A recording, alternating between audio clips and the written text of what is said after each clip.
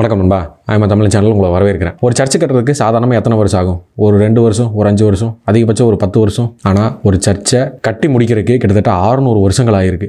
600 வருஷமும் ஒரு சர்ச்சை கட்டியிருக்கிறாங்கன்னா அதில் என்ன சிறப்பு இருக்குது? அதே மாதிரி 600 வருஷம் ஸ்பெண்ட் பண்ணி கட்டுற அளவுக்கு என்ன மாதிரியான சிக்கல்கள் அங்கே வந்துச்சு? ஏன்னா சாதாரணமாக ஒரு சர்ச்சை கட்டுறதுக்கு ஒரு 5 10 வருஷம் மேக்ஸிமம் ஆகலான்னு வச்சுக்கோங்களேன். ஏதாவது ஃபண்ட் ரைசிங் அந்த மாதிரி ஏதாவது ஒரு இஷ்யூஸில் வந்து மாட்டிக்கும். பட் 600 வருஷம், 1 வருஷம் 2 வருஷம் இல்லை, கிட்டத்தட்ட வந்து 6 சென்ச்சுரி ஒரு சர்ச்சு கட்டுறதுக்காக ஸ்பெண்ட் பண்ணப்பட்டிருக்கு. இது எவ்வளோ பெரிய விஷயம். உலகத்தில் இருக்கக்கூடிய மிகப்பெரிய கட்டிடங்களில் இந்த சர்ச்சும் ஒன்று. அதாவது இன்னும் தெளிவாக சொல்லணும்னா ஒரு 4 வருஷம் வேர்ல்டு டாலஸ்ட் பில்டிங் அப்படிங்கிற இடத்துலையும் இந்த சர்ச்சு வந்து இடம்பெற்றிருக்கு. இந்த சர்ச் வந்து எங்கே இருக்குன்னு கேட்டிங்கன்னா ஜெர்மனியில். இது வந்து ஒன்றும் அவ்வளோ சாதாரணமான விஷயம் கிடையாது. பிகாஸ் 600 வருஷமாக இந்த சர்ச்சை கட்டுறதுக்கு ஸ்பெண்ட் பண்ணியிருக்காங்க. அதுக்கு எவ்வளோ பணம் செலவு பண்ணியிருப்பாங்க, எத்தனை ஒர்க்கர்ஸ் யூஸ் பண்ணியிருப்பாங்க. இந்த 600 வருஷங்களில் கிட்டத்தட்ட ஒரு 8 10 ஜென்ரேஷனாட்டம் வந்திருப்பாங்க. அந்த 10 ஜென்ரேஷனுக்கும் இந்த ஒரே ஐடியா, அதாவது ஸ்டார்டிங்கில் போடப்பட்ட ஐடியாவையே கண்டினியூஸாக 10 தலைமுறைக்கு அவங்க வந்து கொண்டு வந்து 10வது தலைமுறையில் இதை வந்து முடிச்சிருக்காங்க. எக்ஸாக்டாக 10 இல்லை, பட் 7 8 தலைமுறையாவது கண்டிப்பாக ஆயிருக்கும். அது மட்டும் இல்லாமல் இந்த சர்ச்சு வந்து பல போர்களை பார்த்துருக்கு, பல போர்களில் தப்பிச்சிருக்குன்னே சொல்லணும். ஜெர்மனியில் போடப்பட்ட பல குண்டுகளில் இருந்து இந்த சர்ச்சை வந்து தப்பிச்சிருக்குன்னு தான் சொல்லணும். இந்த சர்ச்சோட நேம் வந்து கோலோன் கத்தீட்ரல். இந்த சர்ச் வந்து ஜெர்மனியில் தான் இருக்குது. ஒன் ஆஃப் த டூரிஸ்ட் அதிகமாக வரக்கூடிய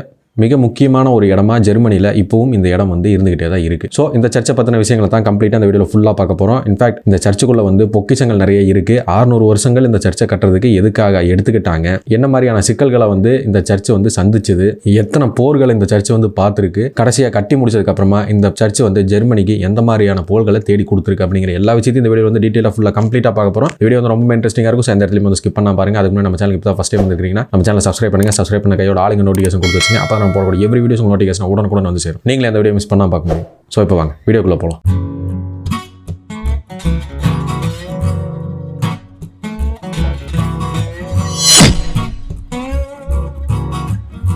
இந்த கோலோன் கத்தீட்ரல் சர்ச் வந்து 1248 தான் வந்து கட்டுறதுக்கு ஸ்டார்ட் பண்ணியிருக்காங்க. இன்ஃபேக்ட் இந்த சர்ச்சை வந்து கட்டும் போதே இவங்க எந்த மாதிரி பிளான் பண்ணியிருக்காங்கன்னா, உலகத்தில் இருக்கக்கூடிய எந்த சர்ச்சும் இதுக்கு இணையாக இருக்கக்கூடாது, அதே மாதிரி இந்த உலகத்தில் இருக்கக்கூடிய உலக அதிசயங்களுக்கு இணையாக இருக்கணும் அப்படிங்கிற மாதிரியான ஒரு ஐடியாவில் தான் இந்த சர்ச்சை வந்து டிசைன் பண்ணியிருக்கிறாங்க, பில்ட் பண்ண ஸ்டார்ட் பண்ணியிருக்காங்க. பட் ஆனால் இந்த சர்ச் வந்து 1248 கட்ட ஸ்டார்ட் பண்ணி 200 வருஷங்கள், அதாவது 2 சென்ச்சுரியாக இந்த ஒர்க்கு வந்து நடந்துகிட்டு இருக்கு.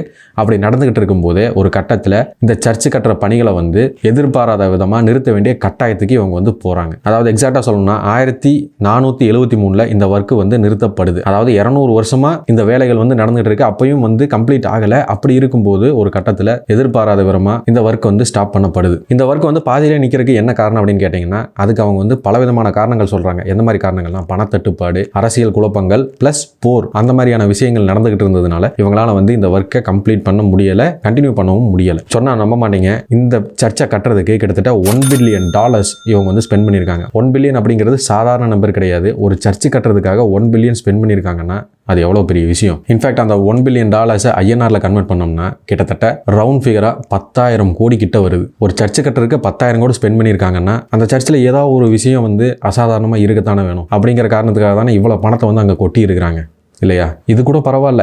வருஷத்துக்கு இந்த சர்ச்சை மெயின்டைன் பண்ணுறதுக்காக மட்டுமே இப்போ கட்டி முடிச்சதுக்கப்புறமா ஒரு வருஷத்துக்கு மெயின்டெனன்ஸுக்காக ஆகக்கூடிய செலவு மட்டுமே கிட்டத்தட்ட $20 மில்லியன், அதாவது INRல 200 கோடிக்கும் மேலே ஒரு வருஷத்துக்கு ஆகிற செலவு மட்டும். இவ்வளோ செலவு பண்ணி மெயின்டைன் பண்ணுறதும் இவ்வளோ செலவு பண்ணி இதை பில்ட் பண்ணுறதுக்குமான காரணங்கள் 1400 1200 காலகட்டங்கள் இருக்கக்கூடிய மிக பழமையான பொக்கிஷங்கள் வந்து இந்த சர்ச்சுக்குள்ளே பாதுகாக்கப்படுது. ஃபார் எக்ஸாம்பிள் 1400வது வருஷங்களை சார்ந்த கண்ணாடியில் வரையப்பட்ட கலர் ஓவியங்கள் வந்து இந்த சர்ச்சில் ஏராளமாக இருக்குது. திரும்புகிற பக்கம் எல்லாமே பார்க்க முடியும். அதுக்கப்புறமா 19th சென்ச்சுரி வரைக்கும் இந்த ஒர்க்கு வந்து ஸ்டார்ட் பண்ணவே படலை. அது வரைக்குமே வந்து குழப்பங்கள் அதிகமாக நீடிச்சுது. அதே மாதிரி செலவு பண்ணுறதுக்கும் ஆட்கள் கிடையாது, கவர்மெண்ட் கிட்ட ஃபண்ட் இல்லை, அப்படிங்கிற மாதிரியான பல காரணங்களுக்காக இந்த ஒர்க்கு வந்து ரீஸ்டார்ட் பண்ணவே கிடையாது. ஆனால் ஃபைனலி 19th சென்ச்சுரி ஸ்டார்டிங்கில் இந்த பழைய டிசைனை வந்து தேடி பிடிச்சி இவங்க வந்து எடுத்து அதை வந்து கம்ப்ளீட்டாக ஸ்டடி பண்ணி 19th சென்ச்சுரி மிட் ஆஃப்ல இந்த ஒர்க்கை வந்து ஸ்டார்ட் பண்ணி 19th சென்ச்சுரியோட எண்டில் இந்த சர்ச்சை வந்து கம்ப்ளீட் பண்ணுறாங்க. எந்த வருஷம்னா 1880. கொஞ்சம் இமேஜின் பண்ணி பாருங்க. அதாவது 1248 கட்ட ஆரம்பிச்ச அந்த சர்ச்சு 600 வருஷங்கள் கழிச்சு 1880 கட்டி முடிக்கப்பட்டிருக்கு. அப்படின்னா கிட்டத்தட்ட 7 8 ஜென்ரேஷன் இதுக்காக உழைச்சிருக்காங்க. பல பேரோட உழைப்பு, பலரோட போராட்டங்கள், இந்த மாதிரி சொல்லிக்கிட்டே போகலாம். இந்த சர்ச்சுக்கு வந்து அந்த அளவுக்கு கதைகள் இருக்கு. 600 வருஷங்கிறது ஒன்றும் அவ்வளோ ஈஸியாக நம்ம வந்து கடந்து போகக்கூடிய ஒரு சாதாரண நம்பர் கிடையாது. கிட்டத்தட்ட 6 சென்ச்சுரியா இந்த ஒர்க் வந்து இந்த சர்ச்சுக்கு நடந்திருக்கு. அத்தனை மக்கள் இதுக்கு வந்து உழைச்சிருக்காங்க. அப்படிங்கிறப்ப இந்த சர்ச்சுக்கு எவ்வளோ பெரிய பேர் இதுலேயே கிடைச்சிருக்கு அப்படின்னு பாருங்க. இந்த தேவாலயத்தோட கட்டிடக்கலை அப்படின்னு பார்த்தோம்னா இந்த உலகத்தோட தலை சிறந்த இன்ஜினியர்ஸ் தான் வந்து இதை டிசைன் பண்ணியிருக்காங்க. வானத்தை தொடும் மிக உயரமான 2 கோபுரங்கள் என்ட்ரன்ஸ்ல வந்து டிசைன் பண்ணப்பட்டிருக்கு. இதோட உயரம்னு பார்த்தீங்கன்னா 157 மீட்டர். அது மட்டும் இல்லாமல் 1880 1884 வரைக்குமே இந்த சர்ச் தான் வந்து இந்த உலகத்திலேயே டாலஸ்ட் பில்டிங் அப்படிங்கிற ரெக்கார்டும் வந்து வச்சிருந்திருக்கு. அதாவது ஓப்பன் பண்ணதுல இருந்து 4 வருஷம், அதுக்கப்புறமா வந்து அடுத்தடுத்த கட்டிடங்கள் வந்து அதை விட உயரமாக நிறைய வந்துருச்சு. பட் இருந்தாலும் ஒரு பழங்கால கட்டிடம் 1248 டிசைன் பண்ணப்பட்ட ஒரு கட்டிடம் வந்து 1880 84 வரைக்கும் 4 வருஷம் இந்த வேர்ல்டு டாலஸ்ட் பில்டிங் அப்படிங்கிற இடத்த பிடிச்சிருக்குன்னா அது வந்து 1200 வாழ்ந்து இந்த டிசைனை உருவாக்குனவங்களுக்கு கிடைக்கக்கூடிய மிகப்பெரிய ஒரு பேர். 10,000 சதுர மீட்டருக்கும் அதிகமான பரப்பளவில் கட்டப்பட்ட இந்த சர்ச்சில் ஒரே நேரத்தில் கிட்டத்தட்ட 20,000க்கும் மேற்பட்டவங்க வந்து அங்க பிரேயர் பண்ண முடியும். அவ்வளவு பிரம்மாண்டமா கட்டப்பட்டது தான் இந்த கேத்தலிக் சர்ச். இந்த சர்ச்சில் இருக்கக்கூடிய கண்ணாடி ஓவியங்கள் வந்து 15th century 14th century சார்ந்தது. அப்போ வரையப்பட்ட, அப்போ கலெக்ட் பண்ணி சேர்க்கப்பட்ட இந்த கண்ணாடி ஓவியங்களை இந்த சர்ச்சில் இருக்கக்கூடிய எல்லா திசைகளையும் வந்து பதிச்சிருக்காங்க. இன்ஃபேக்ட் காலையிலையும் சாயந்தரமும் இந்த சர்ச்சுக்குள்ள வந்து சூரிய வெளிச்சம் வரும்போது இந்த கண்ணாடி மூலமா பட்டு உள்ள படும்போது இந்த சர்ச்சுக்குள்ளே வந்து ஒரு டிராமாட்டிக்கான ஒரு கலர்ஃபுல்லான ஒரு இடமா இந்த இடம் வந்து பார்க்கறதுக்கு அவ்வளோ அழகா இருக்கும் அப்படின்னு சொல்றாங்க. இன்டீரியர்ல இன்னைக்கு வரைக்கும் ஜெர்மனிக்கு போகக்கூடிய 90% டூரிஸ்ட் வந்து இந்த சர்ச்சுக்கு கம்பல்சரி விசிட் பண்ணிட்டே தான் இருக்காங்க. அதே சமயம் ஜெர்மனியில் இருக்கக்கூடிய அதிகமான டூரிஸ்ட் விசிட் பண்ண இடங்கள்லையும் இந்த சர்ச் வந்து ஒரு முக்கியமான முதலிடமாக கூட இருக்குன்னே சொல்லலாம். அந்த அளவுக்கு போற டூரிஸ்ட் அத்தனை பேருமே இந்த 600 வருட பழமையான 600 வருஷமா கட்டின இந்த சர்ச்சை வந்து பார்க்கறதுக்காக போறாங்க. இந்த சர்ச்சில் வந்து பல பொக்கிஷங்கள் பாதுகாக்கப்பட்டு வருது. அதுல ரொம்ப முக்கியமான ஒரு பொக்கிஷம் அப்படின்னு சொன்னா பைபிள்ல வரக்கூடிய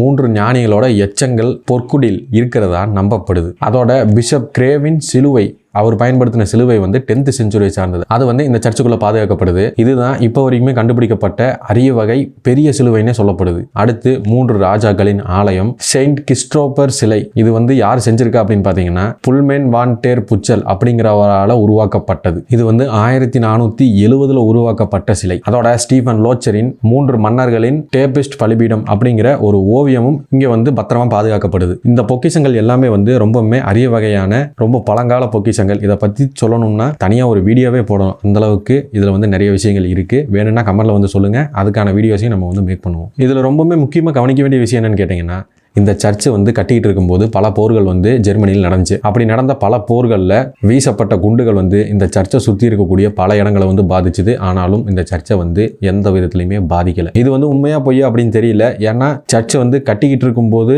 குண்டுகள் வீசப்பட்டு அதனால சேதமடைஞ்சிருந்தா கூட அது வந்து பெரிய அளவில் தெரியறதுக்கு வாய்ப்பு இல்லை. ஏன்னா கட்டி முடிச்சதே வந்து 600 வருஷம் கழிச்சு இப்போ 1880 தான் 19th century தான் கட்டி முடிச்சிருக்காங்க. அப்படி இருக்கும்போது அந்த போர்களில் வீசப்பட்ட குண்டுகளால் இது சேதம் அடையலை அப்படின்னு அவங்க சொல்றது வந்து உண்மையாகவும் இருக்கலாம், பொய்யாவும் இருக்கலாம். But what ever it is, இந்த சர்ச் வந்து இப்ப இருக்கு. ஸோ 1248 கட்ட ஆரம்பிக்கப்பட்ட இந்த சர்ச் வந்து பல போராட்டங்களையும் பல பண தட்டுப்பாடுகளையும் அரசியல் சார்ந்த பல சிக்கல்களையும் அதை விட போர்கள் அந்த மாதிரியான ஆபத்தான செயல்கள் இருந்து தப்பிச்சு இதை விட ரொம்ப முக்கியமா 600 வருஷங்களா கட்டப்பட்ட இந்த சர்ச்சுக்கு உழைச்சவங்களோட உழைப்புல இருந்து உருவாக்கப்பட்ட இந்த சர்ச் கோலோன் கேத்தீட்ரல் அப்படிங்கிற இந்த சர்ச் 1880 திறக்கப்பட்டிருக்கு. இந்த சர்ச்சை பத்தி நீங்க என்ன நினைக்கிறீங்க? 600 வருஷங்களா இதை கட்டுறதுக்கு ஸ்பெண்ட் பண்ணப்பட்டது சரியா தவறா? இதுக்கு $1 billion செலவு பண்ணினது சரியா தவறா? நம்ம முன்னோர்கள் ஆரம்பிச்ச இந்த திட்டத்தை 600 வருஷம் கழிச்சு நம்ம வந்து நிறைவேற்றி இப்ப வந்து எல்லாருமே பார்க்கக்கூடிய அளவுக்கு ரொம்ப பிரம்மாண்டமான ஒரு சர்ச்சா வந்து உருவாக்குனது உண்மையிலேயே சரியான விஷயமா அப்படிங்கிற மாதிரி உங்களோட கருத்துக்கள் என்ன அப்படிங்கறத வந்து கமெண்ட் செக்ஷன்ல சொல்லுங்க. இந்த வீடியோ வந்து உங்களுக்கு பிடிச்சிருந்துச்சுன்னா லைக் பண்ணுங்க, உங்க ஃப்ரெண்ட்ஸ் அண்ட் ஃபேமிலி ஷேர் பண்ணுங்க. இதே மாதிரி இன்ட்ரெஸ்டிங்கான மிஸ்டீரியஸான டாபிக்ஸ் ரெகுலரா வாட்ச் பண்ணி நினைச்சீங்கன்னா நம்ம சேனலை சப்ஸ்கிரைப் பண்ணுங்க. சப்ஸ்கிரைப் பண்ண கையோட ஆளுங்க நோட்டிஃபிகேஷன் கொடுத்து வச்சுங்க.